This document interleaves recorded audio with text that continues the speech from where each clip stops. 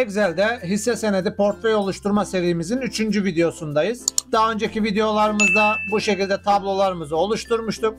İkinci videomuzda verilerimizi internet üzerinden çektik ve veri çalışma sayfasına bu verileri aktardık. Şimdi ise veri çalışma sayfasından verilerimizi buraya alıp formüllerle portföyümüzü şekillendirmeye çalışacağız. Öncelikli olarak burada bakın hisse kodu var. Hisse kodu kısmına ben veri sekmesindeki hisseleri açılır pencere şeklinde almak istiyorum. İstediğim hisse senedini seçeceğim. Bunun için yapacağım işlem birinci hücreye geliyorum. Yukarıda menülerden veriye geliyorum. Şurada bakın veri doğrulama var. Simgesi bu şekilde. Eğer sizde isim olarak yazmıyorsa, pencere daralmış vaziyetteyse veri doğrulamaya tıklıyorum. Karşıma açılan pencerede izin verilen kutusundan listeyi seçiyorum ve diyor ki bana kaynağı göster. Şuradaki ok tuşuna basıyorum. Veri çalışma sayfasına geliyorum. Benim hisselerimin olduğu sütunu tamamen bu şekilde seçiyorum. Sütunu bu şekilde aldı. Çalışma sayfasında ünlem koydu. Dolar işareti A ve dolar işareti A diye. Şuradaki simgeye tıklıyorum ve bunu buraya onaylatıyorum. Ve tamam dediğimde buraya bakın bir açılır menü oluşturdu. Açılır menünün içerisindeki kutuya tıkladığımda da hisse senetlerimin isimleri buraya gelmiş oldu. Ben buradaki açılır menüyü şu şekilde aşağıya doğru küçük bir artı işaretiyle kopyalıyorum. Hepsinde birer açılır menü kutusu oldu. Buraya artık istediğiniz hisse verilerinin isimlerini ekleyebilirsiniz. Ben örnek olarak İMKB 30 ve 100 hisseler arasından seçeceğim. Burada mesela ilk hissemiz ne olsun? Şöyle bir bakalım. EKGYO olsun. İkinci hissemiz Koç Holding olsun. Üçüncü hissemiz Türksel olsun. Dördüncü hissemiz, bakın şuralardan da kayabiliyorsunuz. Gözükmüyor belki kayma tuşları ama istediğiniz gibi buradan kaydırma çubuğunu sürükleyerek hisselere de daha hızlı bir şekilde ulaşabilirsiniz. Diğer hissemiz Türk Hava Yolları olsun. Bir sonraki hissemiz de Tüpraş olsun. Bakalım bu videoyu çektiğimiz tarihten 1 yıl, 2 yıl sonra bu hisselerin de fiyatları neler olacak? Bu şekilde de görmüş oluruz. Şimdi isimleri buraya getirdim. Burada lot miktarlarını yazacağız. Artık bu lot miktarlarını buradan hisse isimlerinden çekecek. Maliyeti oradan çekecek. Ne kadar aldığımızı oradan çekecek ama biz şuraya hissenin güncel fiyatını getirelim isterseniz. Bunun için ne yapacağız? Burada düşe yara formülünü kullanacağım. Bu formülü de basit olarak nasıl kullanabilirsiniz ondan bahsedelim. Elle yazmanız zor olabilir. Hisse güncel fiyatı olan ilk hücreme geliyorum. Yani birinci senedimin aynı hizasındaki ilk hücreme geliyorum. Formüllere geliyorum. Burada işlev ekleye tıklıyorum. Ve karşıma bir kutu açıldı. Burada ne yapmak istiyorsunuz diyor. Buradan isterseniz düşe yarayı seçebilirsiniz. Ya da buraya düşe yara yazarsanız git dediğinizde bakın düşe yara ile ilgili formülünüzün ismi gelecektir. Tamam diyorum ve karşıma bir kutu açıldı. İlk önce aranan değer. Şimdi aranan değerim benim hangisi? Şuradaki B2 hücresi. Yani B2 hücresinde hangi hisse senedimin kodu gelirse bana o değeri baz al diyeceğim. Daha sonra bunu nereden alacak bu veriyi? Tablo dizisi demiş. Tablo dizisi kutusuna tıklıyorum. Yan taraftaki ok işaretine tıklıyorum. Ve veri çalışma sayfasına gelerek buradaki tabloda A sütununda hisse senetlerinin isimleri, B sütununda ise o hisse senetlerinin son fiyatları var. Bana bu iki sütun yeterli olacak. O yüzden şöyle A ile B'yi birlikte seçiyorum. Buraya bakın ne geldi? Veri çalışma sayfasında A2.B, A ile B arasını seç dedim. Bunu buraya aldım. Ve sütun indiz sayısı. Burası şunu ifade ediyor. Burada bakın veri sekmesinde son fiyat kaçıncı sütunda? İkinci sütunda. Burası birinci sütun, burası ikinci sütun. Buraya geliyorum, sadece 2 yazıyorum ve tamama tıklıyorum. Buraya bakın hissenin güncel fiyatı gelmiş oldu. Bakalım EKGYO hisse güncel fiyatı 19.92 miymiş? Veriye geliyorum. Şuradan EKGYO'yu bulalım. 19.92'ymiş. O zaman şuradaki küçük artıya gelip bunu aşağıya doğru çekiyorum. hissenin güncel fiyatları bu şekilde oldu. İkinci teyitimizi yapalım. Tüpraş 166.1 miymiş? İnelim şu şekilde Tüpraş'a kadar. 166.1'miş. Burayı isterseniz TL'ye çevirelim. Bu şekilde seçiyorum. Hücrenin üzerinde sağ tuş, hücreleri biçimlendir diyorum. Buradan para birimini seçiyorum. Para biriminde ondalık sayımda 2 tane olsun. Tamam diyorum. Bakın burası bu şekilde karşıma gelmiş oldu. Şimdi ben artık burada lot miktarımı, maliyet miktarımı, hisse maliyet fiyatını burada bulabilirim formüllerimi buraya girerek. Ama ben buraya lotlarımı falan elle girmeyeceğim. Tüm hisselerim için bir çalışma sayfaları oluşturacağım. O çalışma sayfalarına gireceğim. O yüzden buraya bakın hisse 1 demiştik. Ben artık buradaki hisseler üzerinden gitmek istiyorum. Şuradaki hisse 1 çalışma sayfasına gelip yeniden adlandır diyelim. Burayı birinci hissem için isimlendiriyorum. EKGYO diye burada isim verdim. Şimdi isterseniz bakın şurayı da yine açılır listeyle bu sayfada da bunun güncel fiyatını gösterelim. Nasıl yapıyorduk? Daha önceki yaptığımızın aynısını yapacağız. Veriye geldim. Veri doğrulamaya geliyorum. Bunu daha önceden yaptığımız için artık hızlıca yapabiliriz. Kaynağımız neydi? Veriden şuradaki sütunumdu. Bakın burası önemli. Yanlış veri girmeyin. Tamam diyorum. Burada açılır menüsü oluştu. Bunu EKG'ye olarak ayarlayalım. Bu yan tarafa da isterseniz şuradaki formülü alalım. Şurada düşe yara formülüm vardı. Formülü alırken de şöyle yapacaksınız. Bakın buraya geldiniz. Formülü seçtiniz. Formülü kopyaladıktan sonra buradayken artık Enter'a basıp bu hücreden çıkın. Daha sonra diğer hücrenize gelin. Yoksa bu hücreye veri eklemiş olursunuz yanlışlıkla. Buraya geliyorum bakın buradaki hücreye. Formülü buraya yapıştırıyorum. Ama burada veri kısmından alacağım yer belli ama şuradaki B2 hücresi değil. Buradaki B2 ne olacak? Ona bir bakalım. Şöyle bir enter yapalım buraya. Şu hücrem yani O1 hücresi olacakmış burası. Buraya O1 yazıyorum ve enter yapıyorum. EKGYO'nun fiyatı buraya geldi. Hemen başka bir hisseyle bakalım teyit edelim. Ekiz diyelim. Evet değişiyor fiyatı. Tekrar burayı EKGY olarak ayarlayalım. Buraya isterseniz günlük değişimi de alalım. Aynı formülle. Bu formülü buradan yine kopyalayalım. Kopyala diyorum. Formül üzerindeyken enter diyorum. Geliyorum buraya. Bu formülü buraya yapıştırıyorum. Yine bakın aynı fiyat değeri geldi. Nereyi baz aldı? O1'i baz aldı. Burası O1'di. Ama bizim burada alacağımız bakın veride neresi? 3. sütun. A, B, C'yi seçeceğiz biz. Ve şu 3. sütun olacak. Son değişim burada. O yüzden buraya geliyorum. Buradayken AB yerine burayı AC arasına alsın diyorum. Ve diyorum ki 3. sütunu baz al. Burayı da 0,2 olarak getirdi. Bakalım 0,2 mi EKGYO? Yüzdesini bir kontrol edelim. Evet 0,2 diye yüzde değişimi geldi. Burayı daha sonra biçimlendireceğiz. Diyeceğiz ki burası eğer eksi ise kırmızı yap, artıysa yeşil yap gibi değerler gireceğiz buraya. Burada sadece şu an için veriyi nasıl alacağımızı görmüş olduk. Şimdi buraya ilk hissemizin alışını girelim.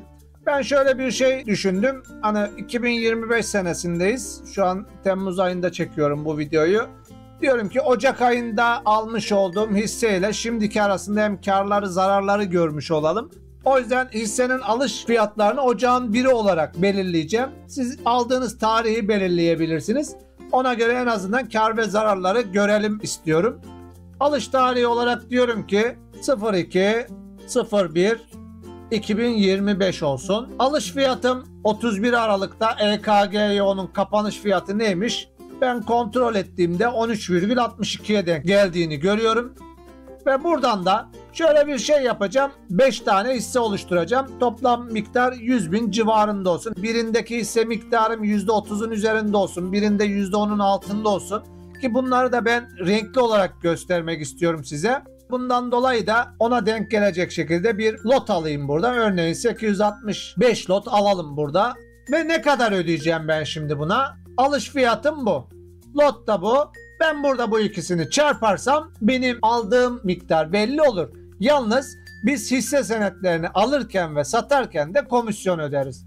İster bunu bankadan yapın, ister aracı kurumlardan yapın. Bunun binde oranı ya da 10 binde oranı kadar bir komisyon öderiz. O yüzden buraya aldığınızda ve sattığınızda ödediğiniz komisyonda çıkartmanız lazım ki en azından sağlıklı bir portföy değeriniz oluşsun. Eğer buraya komisyon miktarlarını vermezseniz ve çok alım satım yapıyorsanız paranızın miktarlarının yavaş yavaş az olduğunu görebilirsiniz hesaplamalarınıza göre.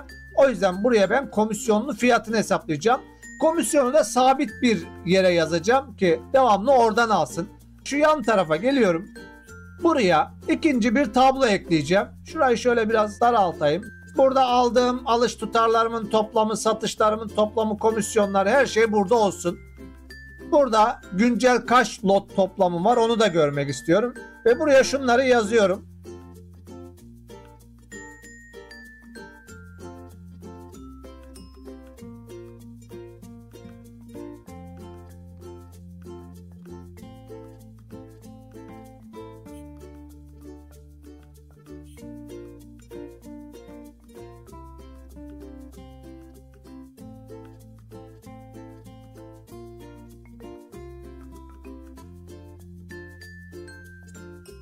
Şu şekilde bilgileri girdim. Burada hisse verileri diye bu tabloya bir başlık verdim.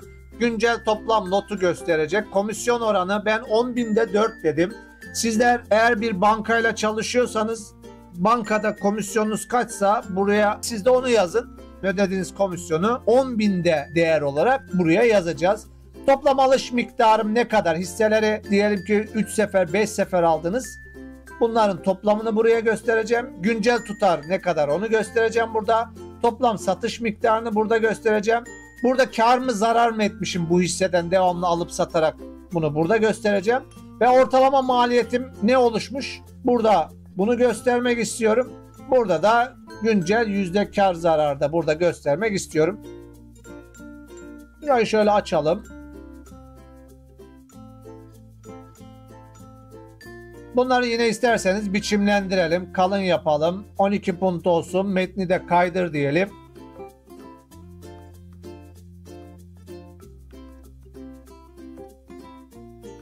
Tüm kenarlıklar uygulayalım. Bir de dış çerçeve uygulayalım. Şurayı birleştireyim.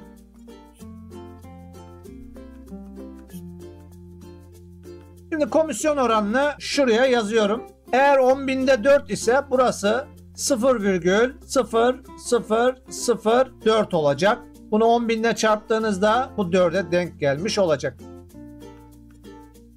Şuralarda isterseniz bir punto büyütüp kalınlaştıralım ki verilerimiz gözüksün. Bunları da ortalayalım. Formülüme geliyorum. Eşittir diyorum. Burayla nereyi çarpacak? Burayı çarpacak. Aynı zamanda nereyle toplayacak? Ödediğim komisyon miktarıyla toplayacak. O yüzden burayı şöyle yapıyorum. Burada bir parantez açalım. Yine aynı şekilde C3 çarpı D3 çarpı komisyon oranımın olduğu hücre. Bu hücreyi de isterseniz sabitleyelim F4 ile.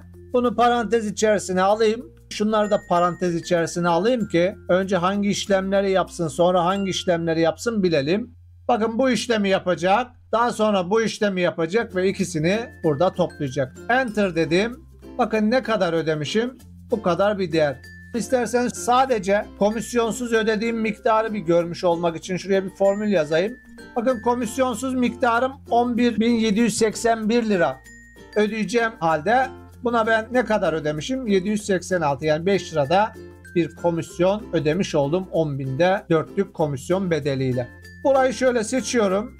Bunu isterseniz para birimine çevirelim. Hücreleri biçimlendir diyorum. Para birimi dedim. Virgülden sonra da 2 karakter olsun. Şöylesi daha güzel gözüktü. Şu an ilk hisse senedimin alışını yaptım. Alt tarafı da toplam satırı. Burada şunu yapabilirim. Şuraya gelip formüllerden otomatik toplam diyorum. Diyorum ki şurayı belli tarihlerde lotlar alacaksam bu lotları topla. Geldim buraya bakın bu lotlar da burada aynı şekilde toplamış oluyorum. Şuradaki biçimlendirmeyi buraya da bu şekilde kopyalayalım. Aynısını buraya da yapayım. Formüllerden geliyorum otomatik topla diyorum. bundan sonraki alış yapacağım tüm fiyatları buraya toplayacak. Yine bunun da biçimlendirmesini şuradaki fırçaya basarak buraya bu şekilde alıyorum. Şurayı isterseniz kopyalayalım. Buraya yapıştıralım bunu. Bakın daha buraya giriş yapmadan formülleri buraya yapıştırdım. Formülde ne oldu? H3 ile H9 arasını alacak. Burası ne oldu? I3 ile I9 arasını. Yani ben eğer satış yaparsam burası da o satışları toplamış olacak. Tekrar kalın çerçevemizi burada verelim. Benim güncel lot miktarım ne olacak? Şuradaki lot miktarından buradaki lot miktarını çıkartırsam benim güncel lot miktarımı da bulmuş olurum.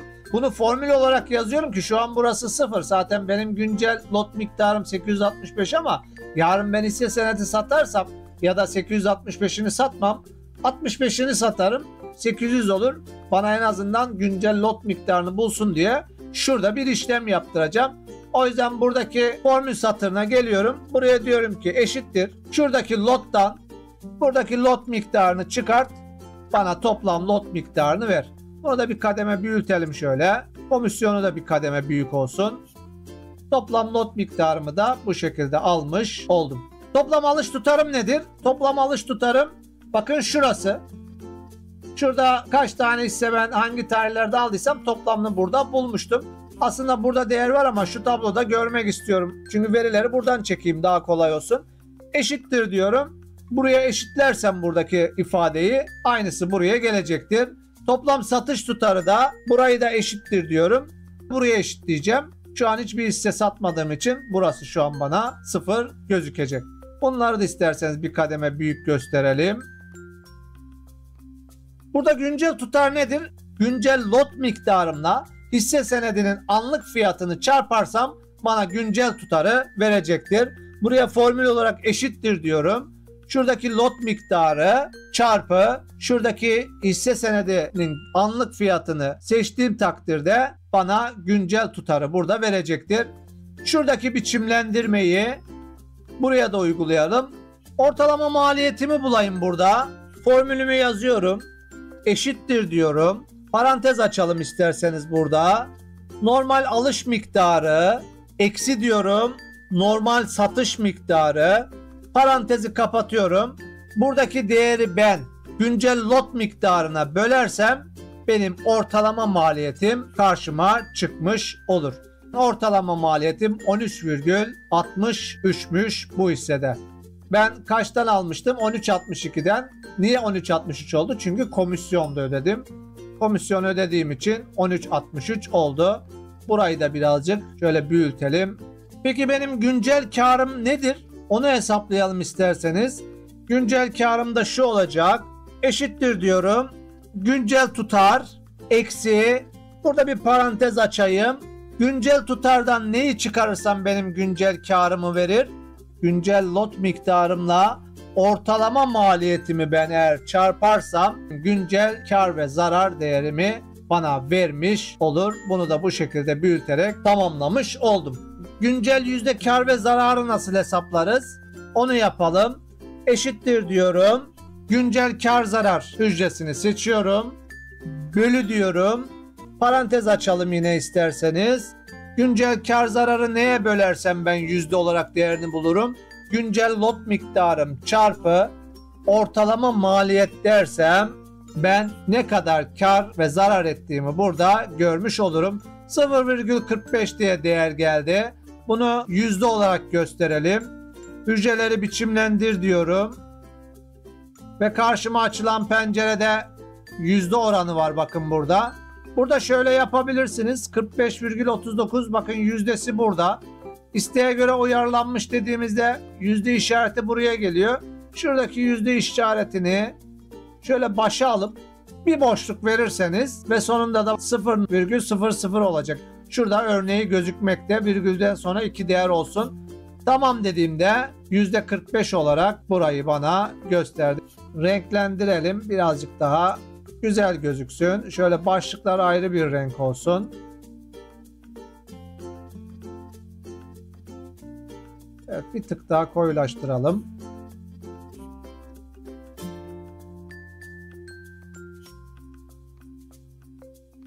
ortalama maliyetimizin hücre kısmını isterseniz şöyle lacivert yapalım. Yazı rengini de beyaz yapalım ve bir tık daha büyütelim.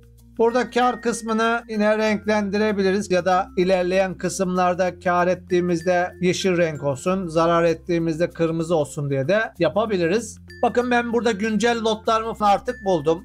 Güncel değerimi hesapladım. Şimdi hisseler kısmına bunu uygulayabilirim. Hisseler kısmına geliyorum. Burada EKGO için ne kadar lot almışım? Bunu bakın elle yazmayacağım artık. Eşittir diyorum buraya. Ve geliyorum EKGO çalışma sayfasında. Şuradaki güncel lot miktarını tıklıyorum. Ve Enter'a basıyorum. Bakın buraya güncel lot miktarım geldi. Burayı şöyle isterseniz ortalayalım. Hatta kalın da gösterelim. Şu şekilde gözükmüş olsun. Maliyet fiyatım olarak da ne diyeceğim buraya? Yine eşittir diyeceğim. EKGO'ya geliyorum. Ortalama maliyetimi seçiyorum ve Enter'a bastığımda da ortalama maliyetim buraya geldi. Maliyet kısmında burası yine TL olacak.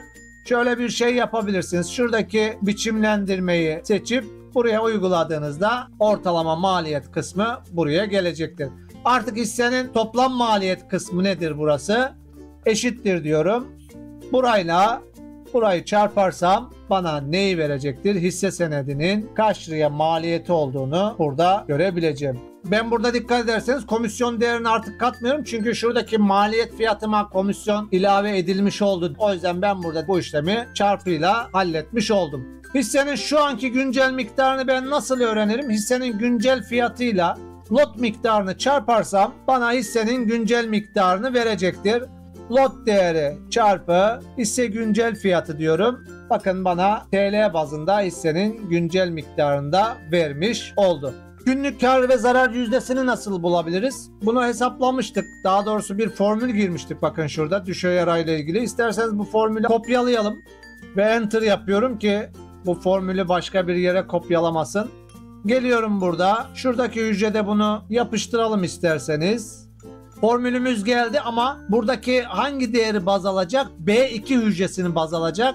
Şuraya O1 yerine B2 yazıyorum ki bana kazanç yüzdesini göstermiş olsun. Bakın 0,3 şu an için yukarıda gözükmekte. Burada günlük kar ve zararı bulurken yine bir formül gireceğim ama buradaki değeri normalde yüzde olarak gösteriyor zaten. Yani yüzde 0,45.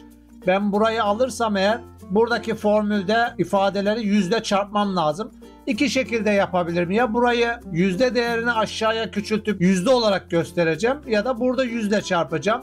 Şöyle yapabiliriz. Hem buranın da yüzde gözükmesini istersem buradaki formüle gelip şuradaki formülün başına ve sonuna bir parantez ekleyip burayı 100'e bölersem bakın buradaki değerim 0,0045.